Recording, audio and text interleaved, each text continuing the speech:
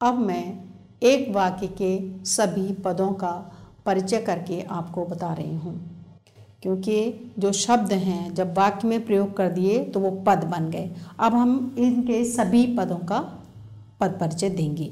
शीत ऋतु में हिमालय का क्षेत्र बर्फ से ढक जाता है। एक शब्द शीत ऋतु।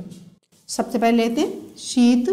ये शीत क्या है? ये किसकी विशेषता बता रहा है? ऋतु की। तो ये क्या हुआ? ऋतु संज्ञा है, तो इसलिए ये हुआ विशेषण, क्योंकि संज्ञा की विशेषता बता रहा है। शीत ऋतु में गुणवाचक विशेषण। अब किसकी विशेषता बता रहा है? संज्ञा ऋतु की विशेषता बता रहा है, तो ये ऋतु की विशेषता बता रहा है। अब कितनी ऋतुओं की बात की जा रही है? एक ऋतु की। तो क्या हुआ? एक वचन हुआ। ऋतु स्त्रीलिंग होता है, किसी भी ऋतु की बात करते हैं तो वो स्त्रीलिंग होता है, तो स्त्रीलिंग।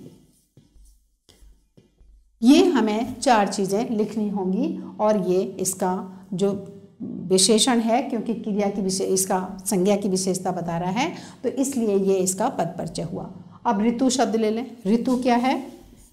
आपको ऋतु जातिवाचक संज्ञा है, किसी भी जब नाम तो नहीं, अगर शीत ऋतु कहेंगे पूरा इन मिला के कहेंगे तो जातिवाचक संज्ञा है, लेकिन यहाँ पर ये ऋतु शब्द को हम ले रहे हैं तो ये जातिवाचक संज्ञा होगी, जातिवाचक संज्ञा।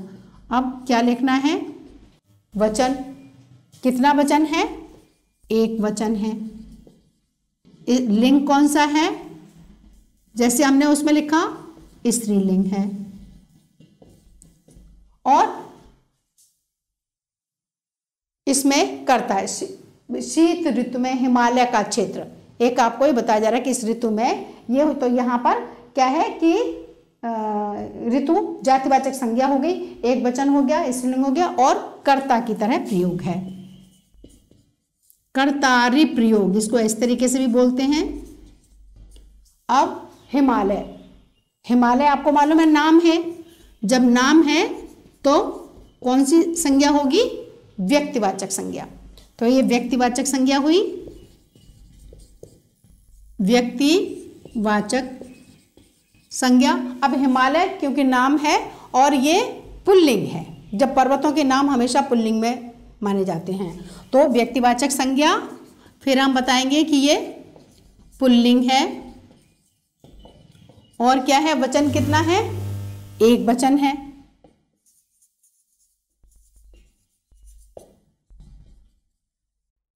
क्षेत्र जातिवाचक संज्ञा हुई, कौन सा? एक स्थान को बता रहा है ये, और एक वचन हुआ क्योंकि क्षेत्र का यहां प्रयोग हमने एक वचन की तरह किया है। और पुल्लिंग।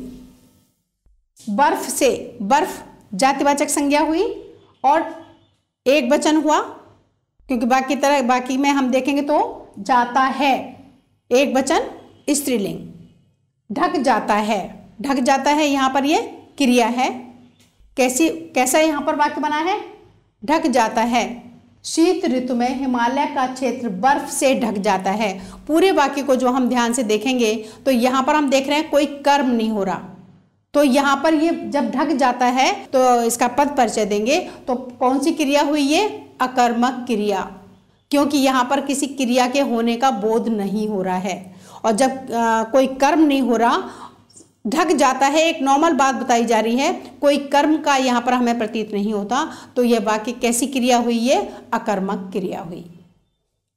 तो अकर्मक क्रिया है। वाक्य के अनुसार कितना वचन है? एक वचन है। और क्षेत्र ढक जाता है, तो यहां पर इसी की तरह हम इसका प्रयोग करेंगे। हिमालय का क्षेत्र ढक जाता है, यह पुल्लिंग की तरह प्रयोग किया जा रहा है, तो पुल्लिंग हुआ और एक वचन हुआ और ये अकर्मक क्रिया हुई। तो इस तरीके से हम वाक्य में जितने भी पद हैं उनका हम अलग अलग पद परिचय कर सकते हैं।